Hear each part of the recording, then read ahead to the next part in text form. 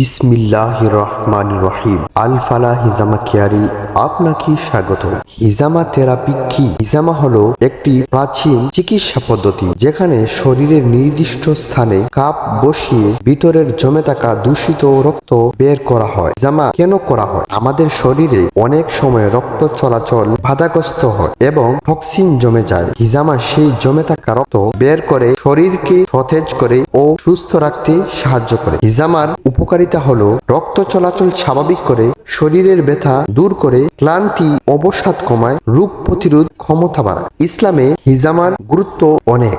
এটি একটি সুন্নাহ হিসেবে পরিচিত এবং আমাদের প্রিয় নবী হযরত মুহাম্মদ সাল্লাল্লাহু আলাইহি সাল্লাম নিজেও এটি করেছেন। পরিশেষে বলতে চাই, হিজামা থেরাপি একটি উপকারী প্রাকৃতিক চিকিৎসা পদ্ধতি, তবে এটি অভিজ্ঞ ও প্রশিক্ষিত ব্যক্তির মাধ্যমে করানো উচিত। আপনাদের সবাইকে অসংখ্য অগণিত ধন্যবাদ, মুবারকবাদ।